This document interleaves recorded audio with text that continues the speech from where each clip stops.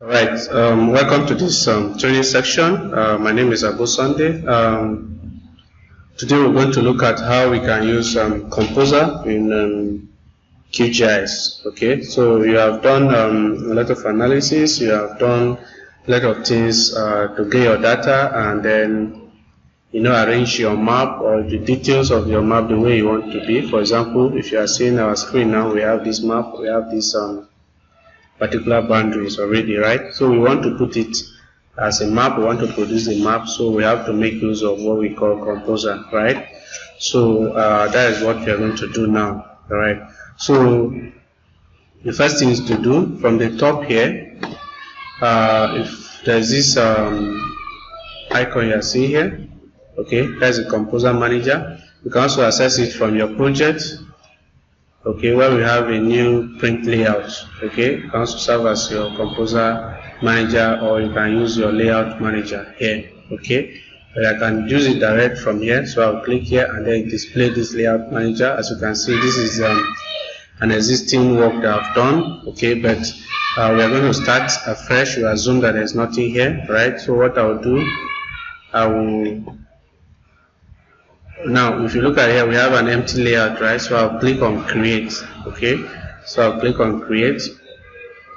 So I'll type the name of the job. Let's say I can call it maybe map 2, okay, as the name of the job. So you can actually call it the name of the work that you are doing, the particular project you are working on. Alright, so any name, anything can actually enter here. So I'll click OK from here. So it will now display the Composer window. Alright, normally as a GIS person you are supposed to possibly make use of two screens, so that this your Composer window can actually be in another screen, possibly your monitor, so that you can be seeing. So all the work we are doing here, you can see it on the Composer. Alright, but as we are making use of this particular screen, we are just using one screen, so I'll be minimizing off and on in case any of you do not have two screens, so that will actually not discourage you from using doing Composer. Okay, you can actually minimize and then do your job, right? So now from here, so I can actually close this now as I've opened my Composer Manager. So from here, this is the map I want to show. Alright, so this is a map of Chukun local government in Kaduna, showing these three wards. Okay. Alright, so what I will do now is that I'm going to add the map to my Composer, right? But my intro is actually these particular locations. I'm not showing all the local government. So you just zoom to the place you want to show on your map. So if you want all the map, you are showing all these, you can zoom all of them, okay? But although you can actually control them from your Composer as well, right? So after saying that, I will go to my Composer. Right, so now if you look at this the menu, you see that this is a different window entirely from the QGIS that we have been learning. Right, we have the layout, we have the editing, the view, the item, the add, the atlas, and then the settings. Okay, these are different tools bar, right? So the first thing to do here, you have here is our add new map. You see all these things about panning, zooming, select and move item, and then move item content. I'm going to explain especially this tool because it play a major role. Alright, so I will click on add a new map. So I'll add my map. So I'll click and draw a rectangle, okay, to add my map. Alright, so you see we're having a map here now, right? So this is what we have now, but based on my map here, based on my map here, alright, I said I want to show only this 4 words in that local government, right? So I'll go back to my Composer, right? So now I can use my, now this, if you look at this, select or move item, right? So it's talking about the whole item, which is the whole object like this, right? Okay, we're talking about selecting them. Okay, so if you click on it, it will select that map that you just add. But this one, which is move item content, we are talking about moving the content of what is inside this your item, or what is inside this your map, right? So So I can use that, which is the item content, and then zoom. Okay, I'll zoom it. You wait for it to display, depend on the system you are using, the capacity of the system you are using it to actually determine the level of the zoom. But if the zooming is not working, we can actually make use of our item itself. So I'll select it, so that I'll make use of the scale to actually bring out the side we want, because the most important thing is the area you want to actually cover your map space. Yeah. So alright, so what I'll do is that presently I'm having 984,000, okay, 494 as my scale. So I can actually reduce it. Instead of this 984,000, I can actually use 100,000 and see. Okay, this is 100,000. Alright, you can see this is 100,000, and then I click. So you see that actually bring out, but the 100,000 is too small. You know, the smaller the value, the wider or the bigger your scale, right? Okay, so or the bigger the object, right? The smaller the scale, the bigger the object. Yeah, that is the word, right? So I will now use, instead of that, I can use let's see, let me use 20 or 200,000, right?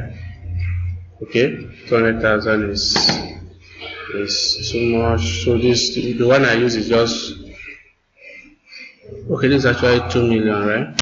So I'll use 200,000.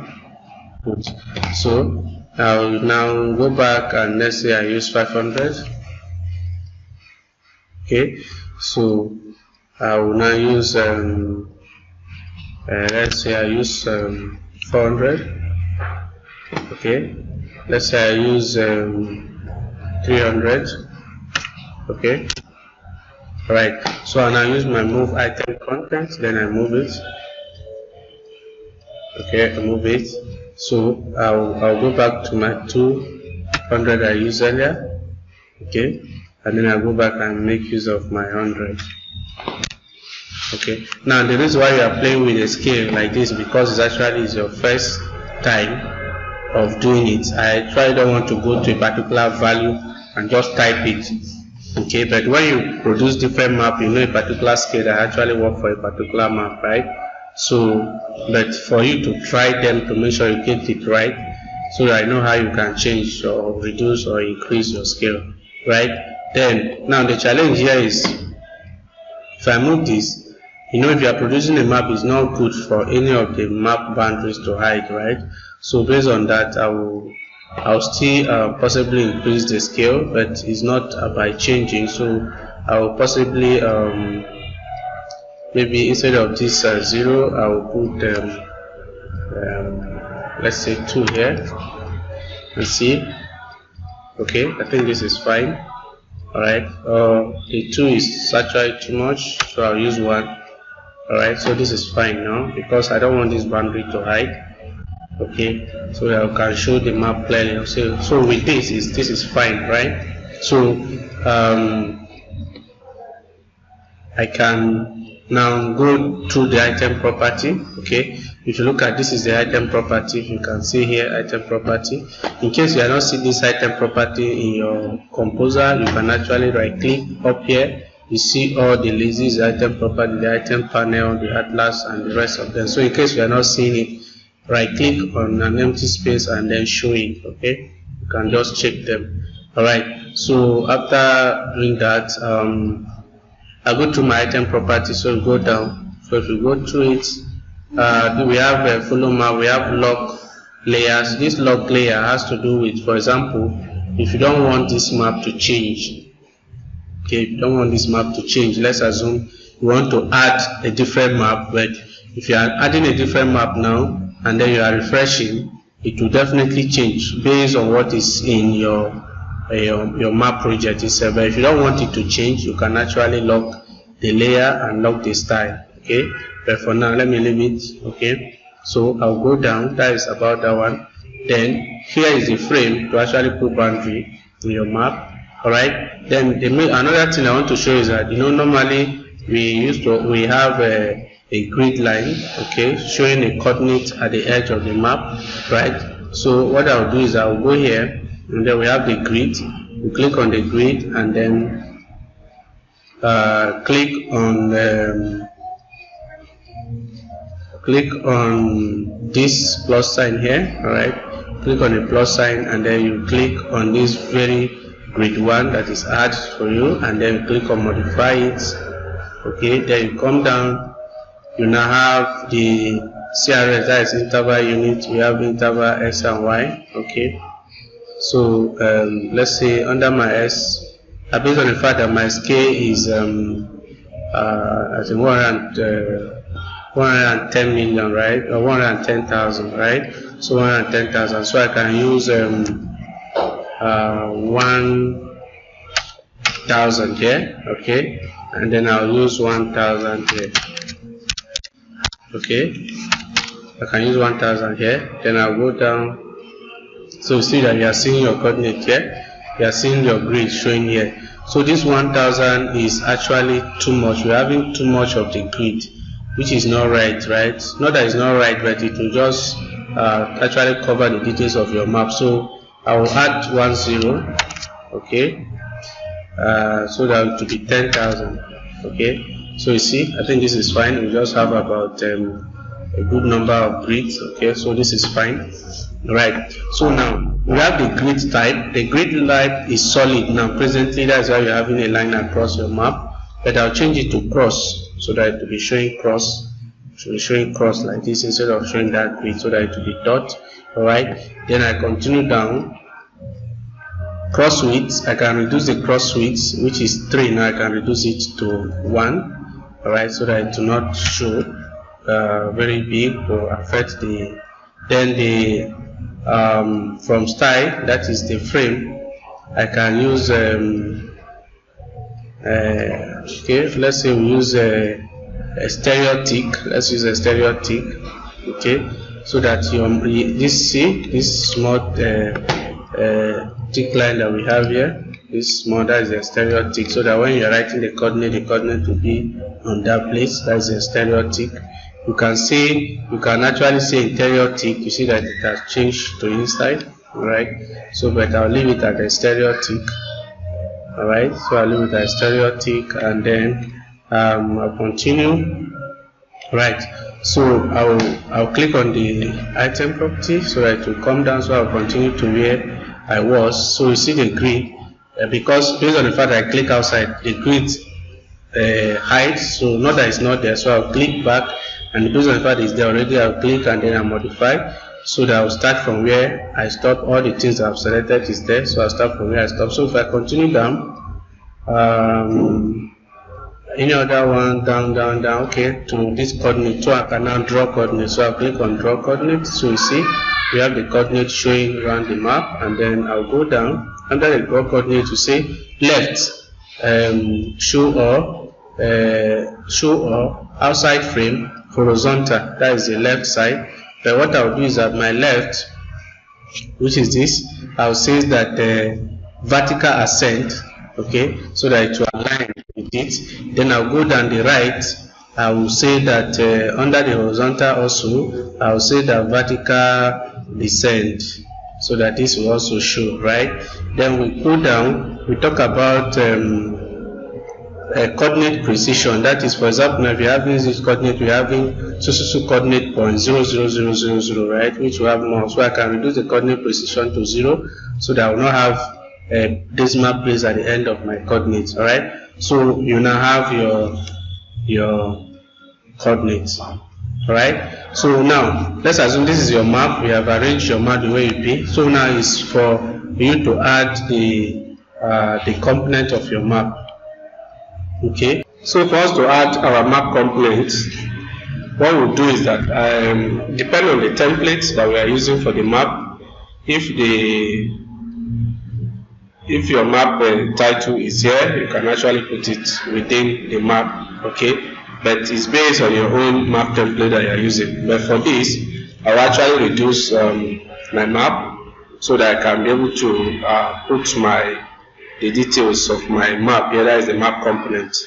Alright, so another thing is to actually see how we can actually change the paper size. For example, this is A4.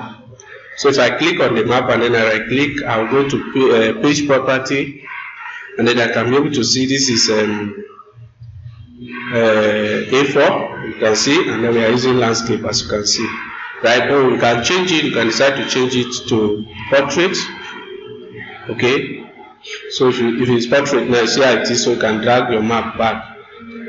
Okay, so at that point, possibly your map details or the map component is supposed to be something down here, right? You see some map that are down, right? Okay, but I'll leave it the way it is, so I'll put it on landscape, and then I'll arrange my map this way. Okay, I can adjust it this way. Alright, so I can reduce it so that I have a good space to add my component, right? So the component of map, we have 4 components of map. So every map normally is supposed to have this 4, which is the title of the map, a legend, okay, that is the key that shows or that interprets your map, and then the scale of the map and the north arrow. Okay, so these are the 4 components of map. So every map actually is supposed to have this, except under special request. Okay, so now the first thing that we'll add here is to add the title of the map, right? So now from this to here, okay, you know, if you agree with me, we will make use of this, and then we will make use of this add layer, which is what we had here. Okay, this is add a new 3D map. If you want to add a 3D map, maybe from the internet, and then we'll add new picture. You want to add pictures to your map. If you click there, it will see where you can click and add pictures. Okay, but for that, let's leave that first and go straight to our text. Okay, so see, add new label to the layout, which is for us to add the title. So I'll click there, and then I'll go to where I want to add the title. Let's assume I want the title of the map to be here, so I'll click and drag. Alright, and then by your right here, you see where you can type under the item property of that particular text that you just add.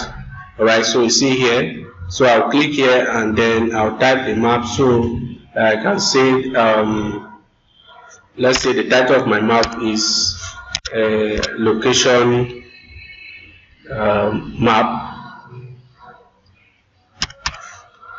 So let's say I use capital letters, so I say location map, location map, okay, of Chukun LGA word. Okay, so let's assume this is our title. Okay, so now from here you see that it has a seed, so I can drag. Okay, I can actually drag it so that I can enter. And then let's assume you actually want, okay, let me correct the spelling of the location. You see, the spelling of the location is not correct, so I have to just correct it. So I'll click here, I'll go back there, and then I will make adjustments to it. Okay, so after that, alright, after that I will, so this is our the title of the map. Alright, so now let's assume for this you want to actually increase, maybe the visibility is not okay, or you want to reduce.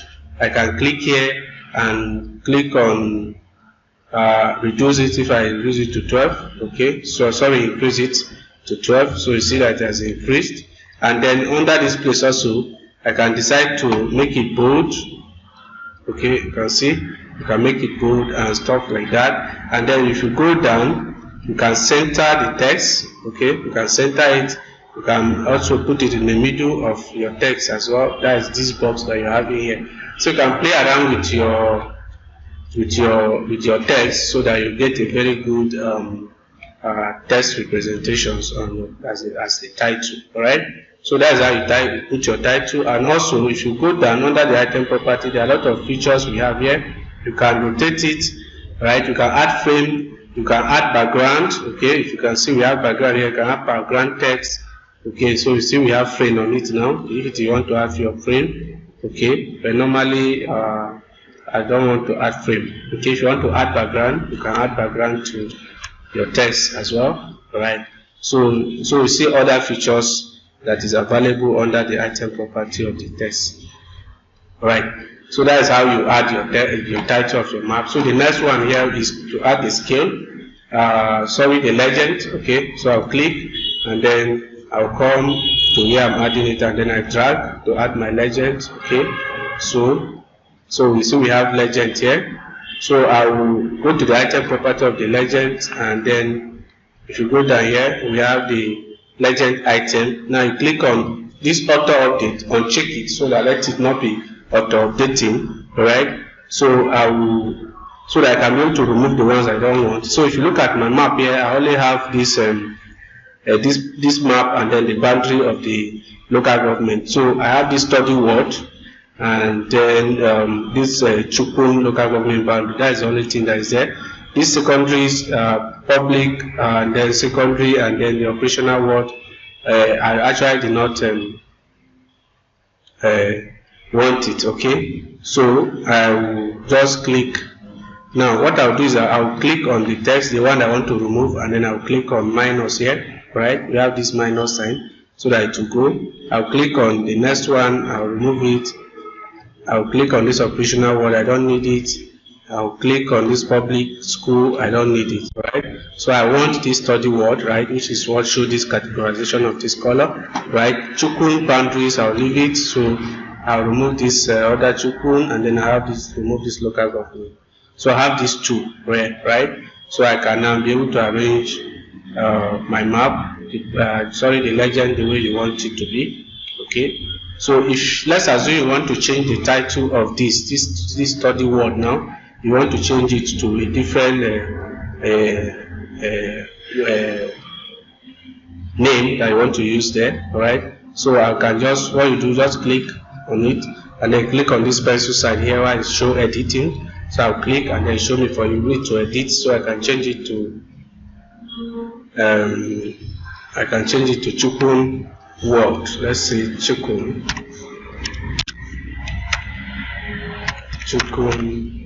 word. Alright.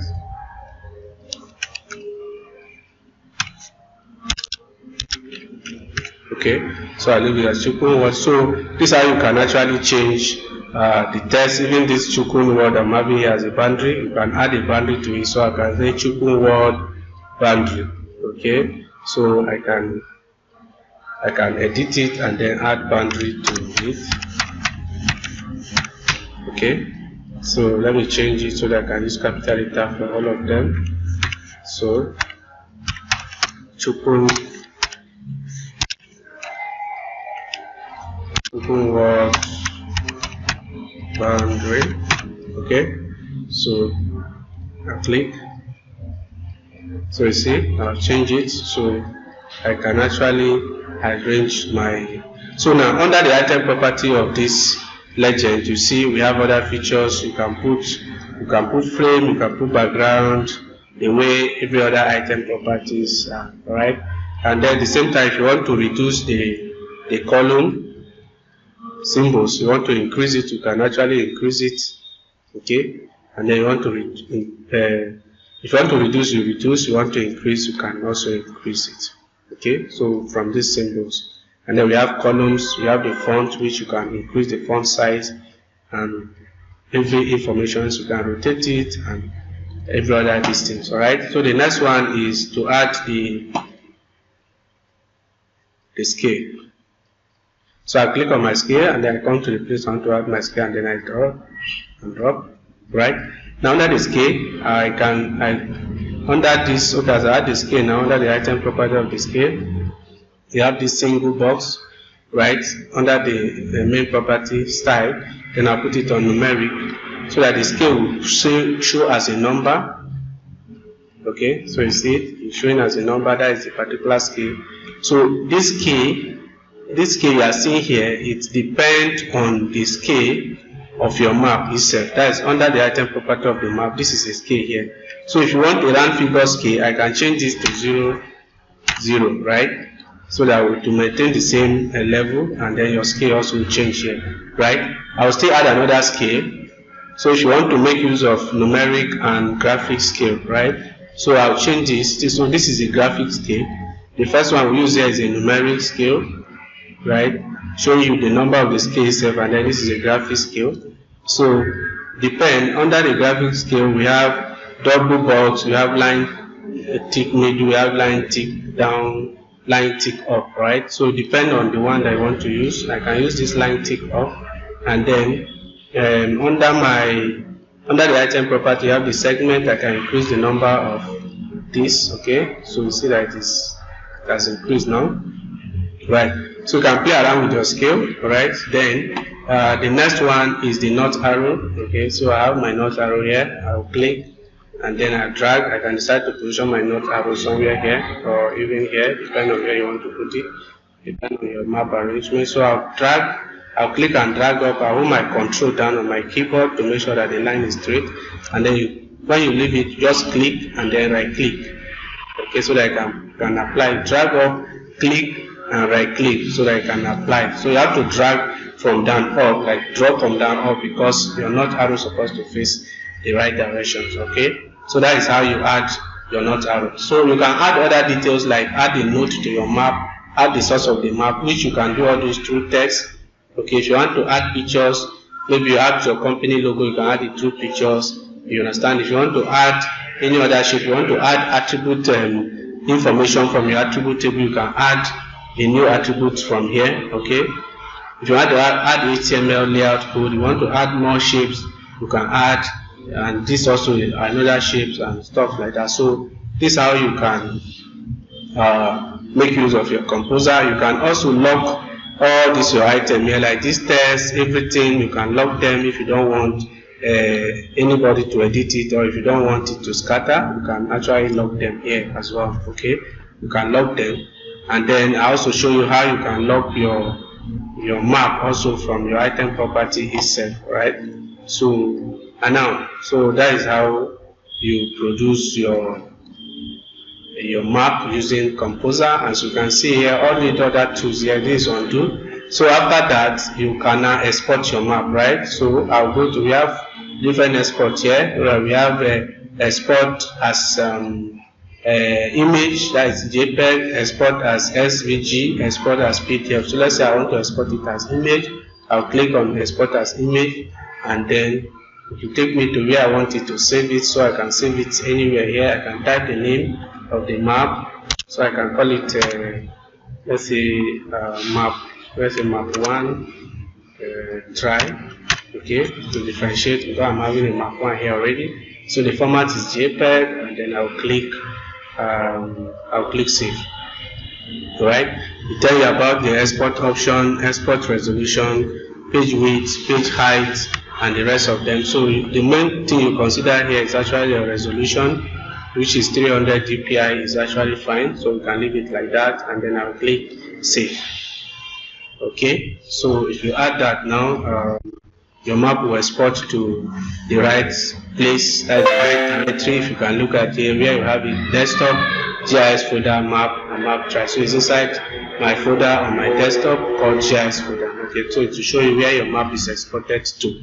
Alright, so if you check that location, you see your exported map, and then you can be able to use it or send it to your client or whosoever reasons you are producing your map. Alright, so thank you very much for your time, and have a nice day.